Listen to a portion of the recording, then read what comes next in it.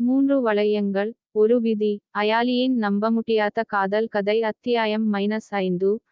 ரகசிய வாரிசும் வெடிக்கும் பரிசுப் பெட்டியும். பகுதி -1. சந்தேகம் எழுகிறது. காலை அயலி கண்ணாடியின் முன் நின்று கொண்டு, கற்ப அறிக்கையை அமைதியாக ஒரு பூட்டிய டிராயரில் வைக்கிறாள். ஆனால் அவளுக்குப் புரியவில்லை. பாதி திறந்த கதவிலிருந்து வித்யா பார்த்து கொண்டிருக்கிறாள். வித்யாவின் கண்கள் சுருங்கின. அவள் மனம் துடிக்கிறது. வித்யா, உள்ளே ஒரு கற்பமா? ஆனா யாருடையது? ஏன் அதை மறைக்கணும்? அவள் ரியாவையும் நவித்ராவையும் அழைக்கிறாள். சகோதரி சந்திப்புக்கான நேரம் இது. ரகசிய சகோதரிகள் கூட்டமைப்பு. சமையலறை மேசை கூட்டம். 3 சகோதரிகளும் காபி குடித்து சந்தேகத்துடன் கூடுகிறார்கள். சுந்தரம் வித்தியாசமாக நடந்து கொள்கிறார் என்று ரியா நம்புகிறார்.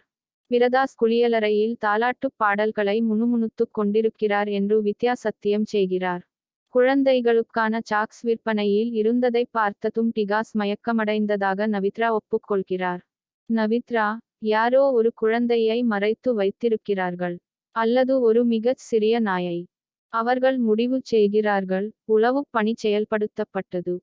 சித்தரின் வெடிப்பு. உண்மையில் இதற்கிடையில் சித்தர் அயலிக்கு ஒரு மர்மமான பரிசுப் பெட்டியை தயாரிக்கிறார். அதில் பழங்கால பாதுகாப்பு பொடிகள் மற்றும் ஒரு தீங்கட்ட, அவர் சத்தியம் செய்கிறார், தீப்பொறி மருந்து ஆகியவை இணைக்கப்பட்டுள்ளன. அயலி பின்னர் அதை திறக்கும்போது காகிதத்தோல்கள், புகை மற்றும் ஒரு மின்னல் வெளிச்சம் வாழ்க்கை அறையை ஒரு பேரிடர் மண்டலமாக மாற்றுகிறது. அயாலி, இருமல். சித்தர், நீங்க முழு தேங்காய். சித்தர், மகிழ்ச்சியுடன், இது ஒரு கருவுறுதல் வரம். அயலி, பார்ட்டி விளைவுகளுடன் சிறிது மாற்றியமைக்கப்பட்டது.